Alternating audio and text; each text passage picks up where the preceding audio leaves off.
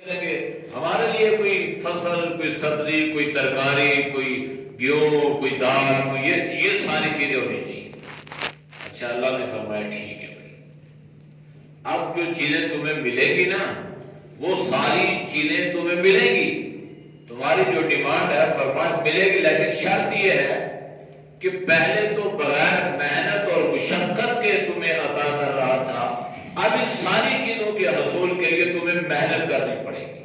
وہ نعمتیں تو اللہ نے لے لی، اب اللہ نے ان کو کیا فرمایا کہ اچھا اب یہ ساری چیزیں تو اس کے لیے کاشتکاری کرنی پڑے گی، تمہیں محنت کرنی. تو اس کے لیے اللہ نے ان کو حکم دیا. وَإِذْ قِيلَ لَهُمْ، جب ان سے کہا گیا اسکنوا، ٹھہرے رہو، هَذِهِ الْقَرْيَةِ، اس بستی میں، وَكُولُوا مِنْهَا حَيْثُ شِئْتُمْ، اور کھاؤ جہاں سے تم چاہو. اب اللہ نے انہیں حکم دیا کہ اب آپ نے کیا کرنا ہے. یہ جو فلاں بستی ہے نا، مفسرین نے مختلف اقوال بیان فرمائے ہیں کہ اس بستی سے کون سی بستی مراد ہے، پر کوئی بھی بستی ہے.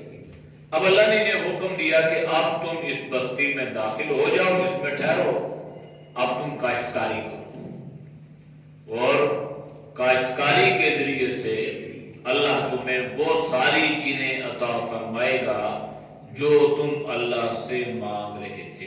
اچھا، انہیں عادت پڑ چکی تھی نا کہ ذرا مسئلہ ہوا فوراً حضرت موسیٰ کے پاس آپ اللہ سے مانگیں. تو حضرت موسیٰ اپنی قوم کے سامنے جو ہے وہ اس طرح جو ہے وہ اس کی باتوں کو ٹال نہیں سکتے تھے، یہ اتنی ضدی قوم تھی. تو حضرت موسیٰ اللہ سے مانگتے، اللہ عطا کر دیتا. تو یہ قوم نے یہ مزاج بنا لیا کہ بس یہ بہترین آسان فارمولہ ہے، محنت کی مشقت کی ضرورت ہی نہیں ہے، لہذا اسی طرح کرتے ہیں. تو اللہ نے فرمایا نہیں، اب یہ بات زیادہ دیر تک نہیں چلے گی، تمہارے مزاج میں بگاڑ آ چکا ہے، تمہارے مزاج اور تمہاری فطرت کو اب تبدیل کرنا ہے کہ اب اس کے لیے تمہیں اپنی محنت مشقت کرنی پڑے گی، ہاتھ پاؤں تمہیں ہلانے پڑیں گے، پھر تمہیں یہ ساری چیزیں ملیں گی جو تم کہتے ہو. لیکن شرط ایک یہ ہے کہ جب تم اس بستی میں داخل ہوگے نا تو پھر تم نے ہر چیز کا خیال کرنا ہے، آداب کا خیال کرنا ہے، اور اپنی جو ہے وہ زبان کا خیال کرنا ہے، پاسداری کرنی ہے، بےہودہ قسم کے الفاظ اور بےہودہ قسم کے کلام سے تم نے اجتناب کرنا ہے. وَقُولُوا حِطَّةٌ، اور جب تم اس بستی میں داخل ہوگے نا تو تم نے یہ کہنا ہے کہ حِطّہ، ہم نے غلطیاں کی ہیں، لغزشیں ہوئی ہیں، خطائیں ہوئی ہیں، اللہ تم ان کو معاف فرما.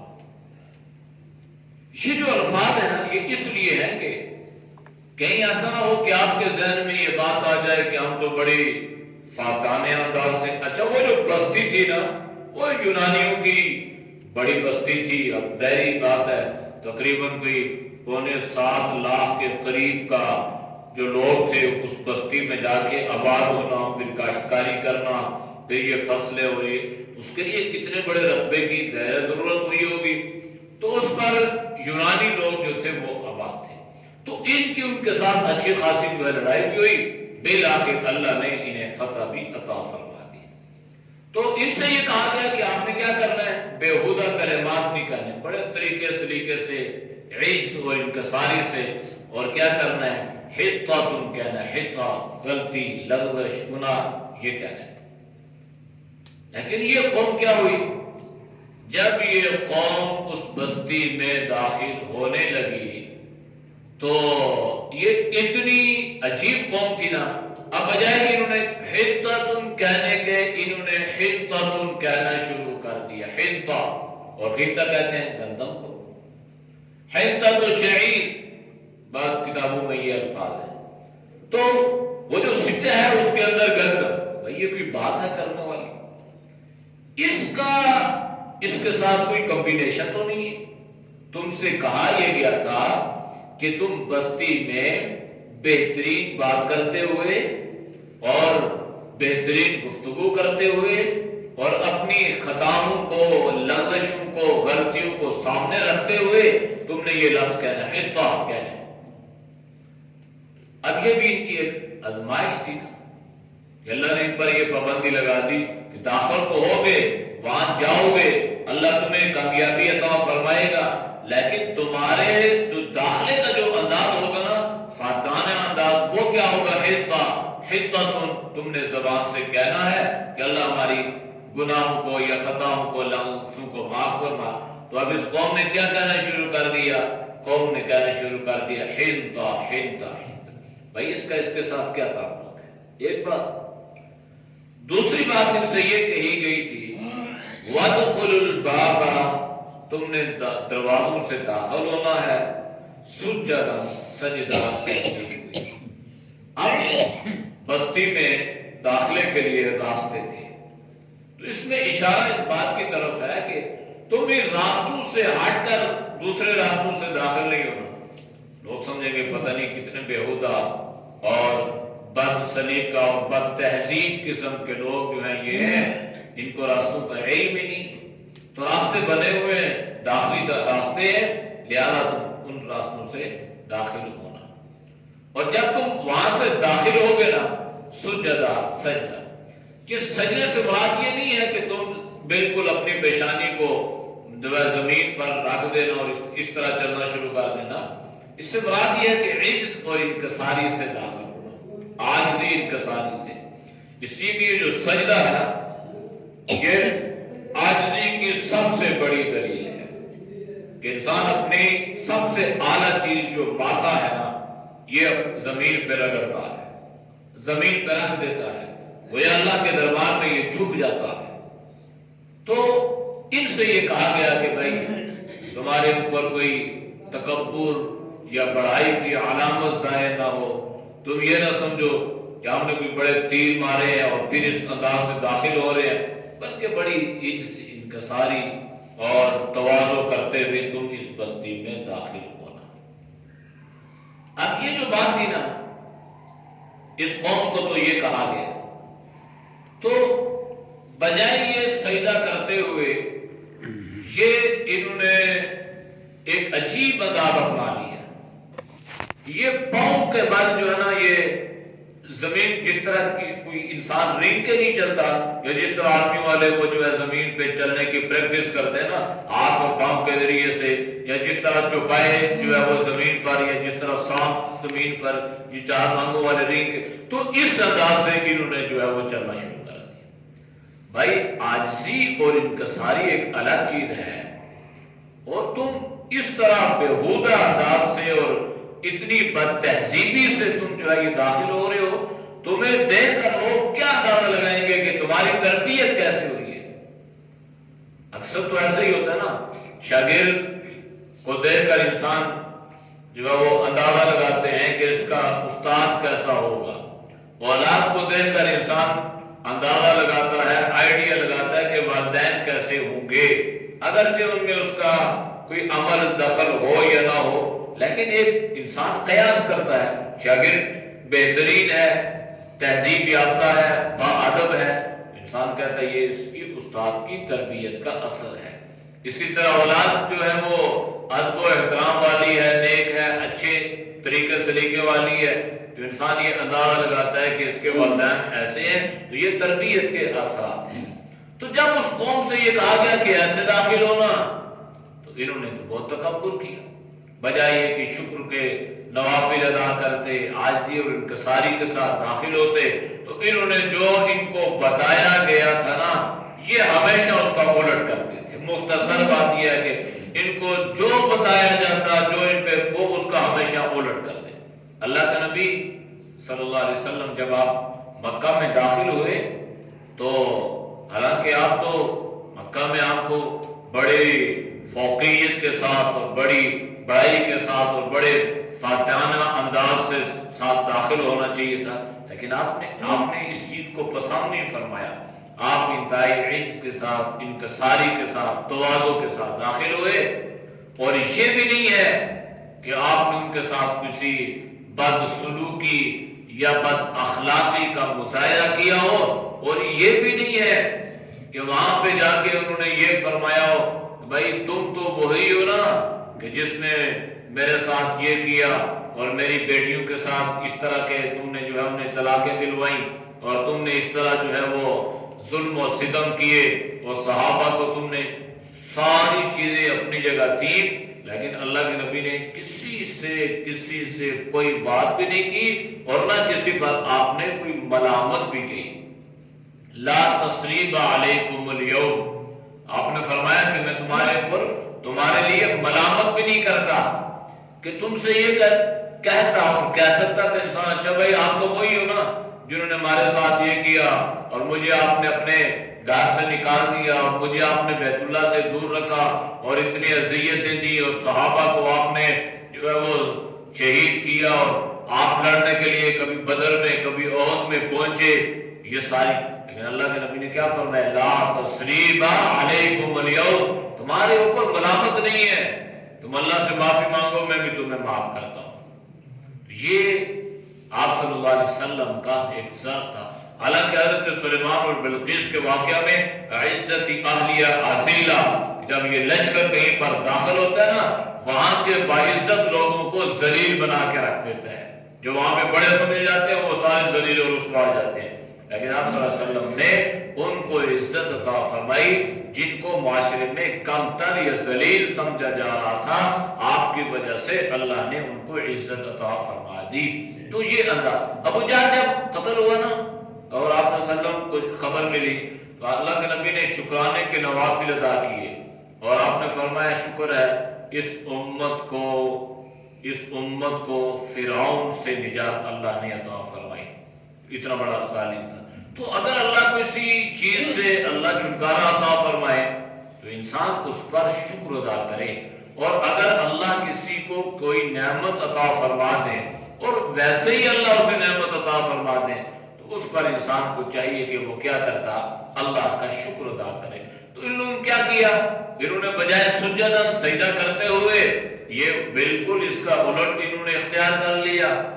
نغفر لکم خطیئاتکم، جب تم سجدہ کرتے ہوئے داخل ہوگے نا تو پھر اللہ کی بارگاہ میں یہ کہنا ہے کہ اللہ ہمیں ہماری خطاؤں کو معاف فرما دے۔ یعنی اب اس میں تو حضرت موسیٰ علیہ السلام بھی ہیں، آپ کے ساتھ تقریباً 7.25 کا لشکر ہے، اتنا بڑا لشکر ہے، 12 قبائل ہیں، ان کے سردار ہیں، تو یہ ساری چیزیں اس بات کی دلیل ہیں کہ انسان جو ہے یہ عجز اور انکساری اور تواضع کے ساتھ ہی ججتا ہے۔ یہ اچھا لگتا ہے ایک آدمی تواضع اختیار کرے، عاجزی اختیار کرے، انکساری۔ اگر وہ تکبر کرے گا، بڑائی کرے گا، اپنے آپ کو بڑا سمجھے گا تو وہ کیا کر لے گا؟ تو اللہ نے قرآن میں اِنَّكَ لَن تَخْرِقَ الْأَرْضَ وَلَن تَبْلُغَ الْجِبَالَ طُولًا، کیا تم اللہ کی زمین پہ جو اکڑ کے چلتے ہو نا تو کیا تم اس اللہ کی زمین کو چیر دو گے یا پہاڑوں تک پہنچ جاؤ گے؟ کچھ نہیں کی تمہارے۔ فَلْيَنْظُرِ الْإِنسَانُ مِمَّا خُلِقَ، جب انسان کے اندر اکڑ پیدا ہوئی نا پھر اللہ نے انسان سے فرمایا کہ ذرا اپنی تخلیق پر غور کرو، اکڑنے سے پہلے کہ اللہ نے تمہیں کس چیز سے پیدا فرمایا۔ انسان کو چاہیے کہ وہ دیکھے اپنے آپ کو، خُلِقَ مِن مَاءٍ دَافِقٍ، پھر اللہ نے وہ ساری ترتیب ذکر فرمائی۔ سنزید المحسنین، اللہ فرما رہے ہیں کہ ہم جو ہماری باتوں پہ جو عمل کرتا ہے نا، نیکی کرتا ہے، اللہ نے اس کو احسان سے تعبیر، حالانکہ احسان تو نہیں ہے، جو انسان اللہ کی مان کے چلے گا وہ اللہ پہ احسان نہیں کر رہا بلکہ وہ اپنے نفع اور اپنے بھلے اور اپنے بھلائی ہی کے لیے وہ کر رہا ہے، لیکن اللہ نے پھر بھی فرمایا محسنین، محسن نیکی کرنے والا، احسان کرنے والا، اچھائی کرنے والا۔ تو اللہ نے فرمایا نا جو اللہ کے احکامات پر عمل کرے گا، جو اللہ کی تعلیمات پہ عمل کرے گا تو اللہ عنقریب اسے زیادہ فرمائیں گے، اللہ اس کی نعمتوں میں اضافہ فرمائیں گے، اللہ اس کے اجر کو بڑھائیں گے، چڑھائیں گے، زیادہ یزید زیادہ کرنا۔ تو اس سے معلوم یہ ہوا کہ جب اللہ کوئی نعمت عطا فرمائے تو انسان کو چاہیے کہ اس پہ اللہ کا شکر ادا کرے، تو اس شکر کی وجہ سے اللہ اس کی نعمت میں اضافہ فرمائیں گے، وہ نعمت کم بھی ہوگی بلکہ وہ نعمت بڑھتی چلی جائے گی۔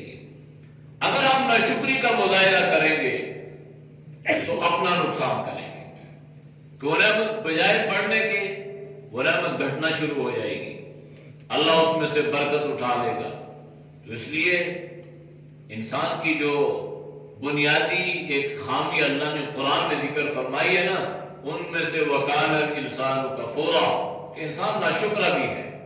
إِنَّ الْإِنسَانَ لِرَبِّهِ لَكَنُودٌ، بے شک انسان اپنے رب کا بڑا ہی ناشکرا نکلا۔ تو شکر جو ہے یہ نعمت کے بڑھانے کا ذریعہ، لَإِن شَكَرْتُمْ لَأَزِيدَنَّكُمْ وَلَئِن كَفَرْتُمْ إِنَّ عَذَابِي لَشَدِيدٌ، اگر تم شکر کرو گے تو نعمتیں بڑھیں گی، اور اگر ناشکری کرو گے تو اللہ نے فرمایا پھر میرا عذاب بڑا سخت ہے۔ تو اس لیے اللہ کی نعمت پر انسان شکر ادا کرے۔ امام غزالی رحمۃ اللہ علیہ نے لکھا کہ انسان کو چاہیے کہ ہر حال میں اللہ کا شکر ادا کرے، اور یہ شکر ادا کرنا اس پر واجب ہے۔ اس پر امام غزالی رحمۃ اللہ علیہ فرماتے ہیں اس لیے کہ اللہ ہمیں یہ سانس عطا فرما رہا ہے، اللہ نہ عطا فرمائے۔ اللہ ہمیں یہ بیٹھنے کا موقع عطا فرما رہا ہے، اللہ نہ دے۔ اللہ نے ہمیں یہ صحت عطا فرمائی، اللہ ہم سے یہ صحت واپس لے لے۔ اور اللہ نے ہمیں یہ شعور بخشا، یہ توفیق بخشی، یہ سوجھ بوجھ اللہ نے عطا، اگر اللہ نہ عطا فرماتا تو یہ ساری اللہ کی نعمتیں ہیں نا۔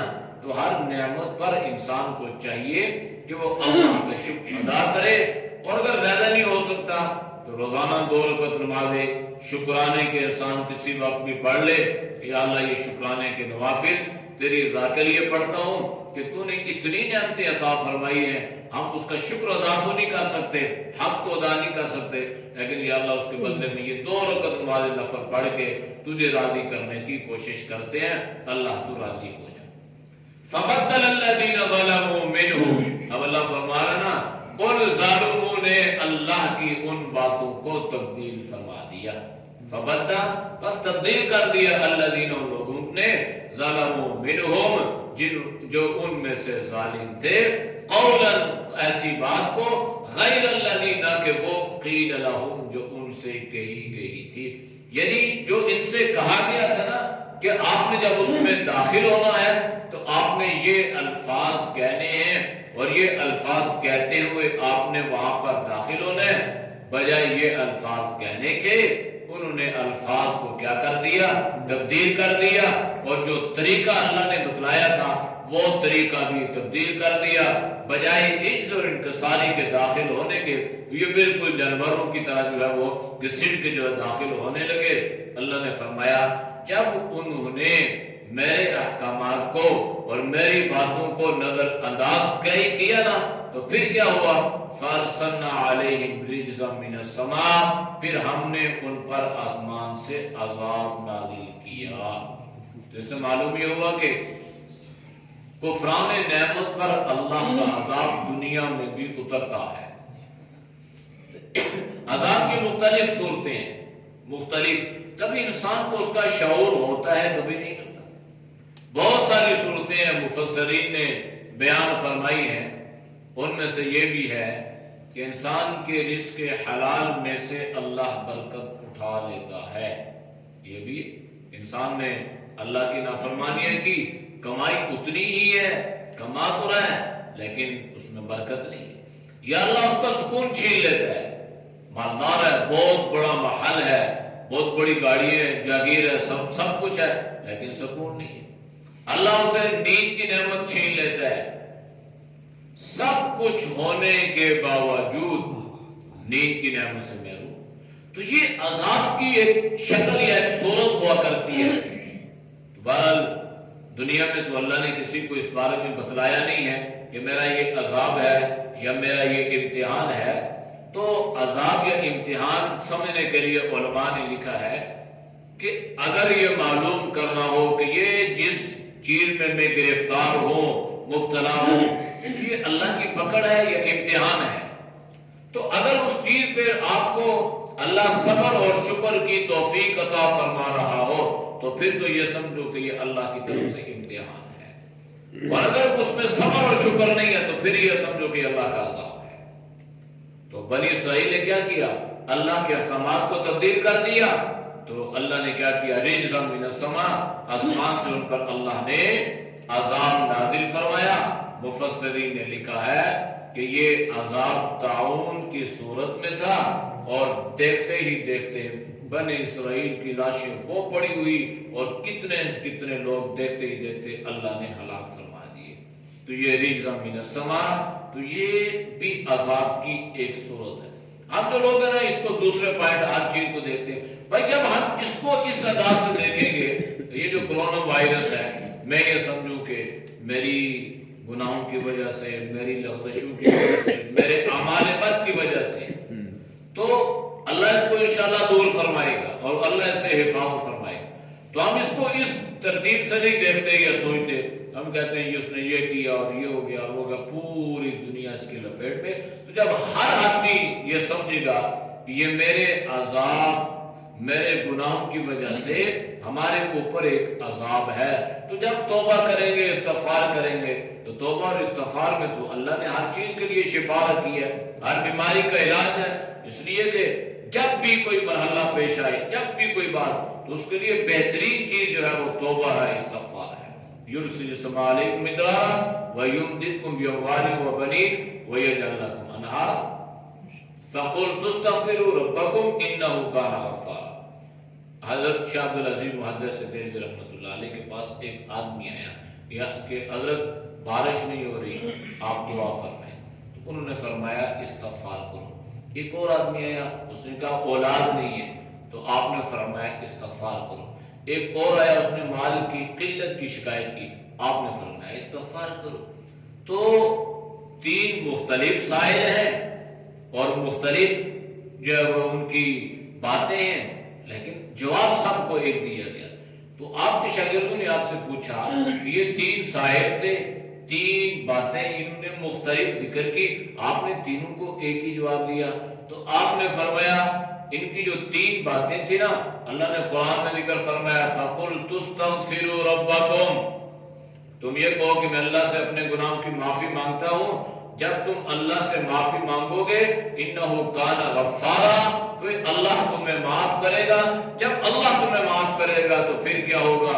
یرسل السماء، اللہ تمہارے اوپر آسمان سے بارش بھی برسائے گا، وَيُمْدِدْكُمْ بِأَمْوَالٍ، اللہ تمہیں مال بھی عطا کرے گا، وَبَنِينَ، اور اللہ تمہیں اولاد بھی عطا کرے گا۔ تو ساری چیزوں کا نچوڑ کیا ہے؟ خلاصہ توبہ استغفار ہے۔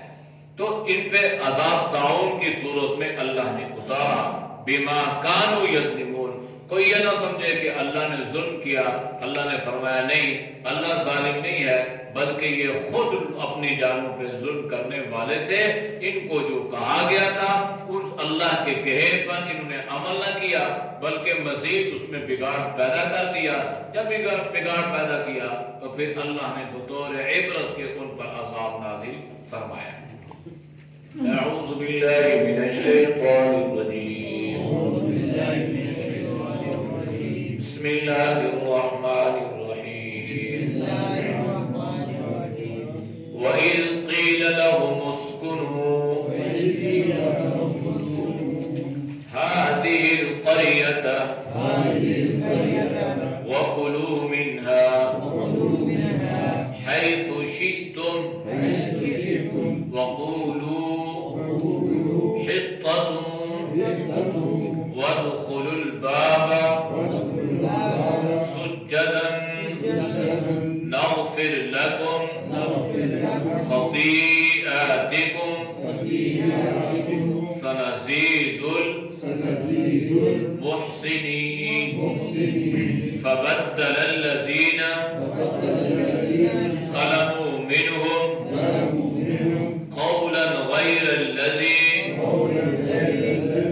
قيل لهم فأرسلنا عليهم رجزا من السماء بما كانوا يظلمون۔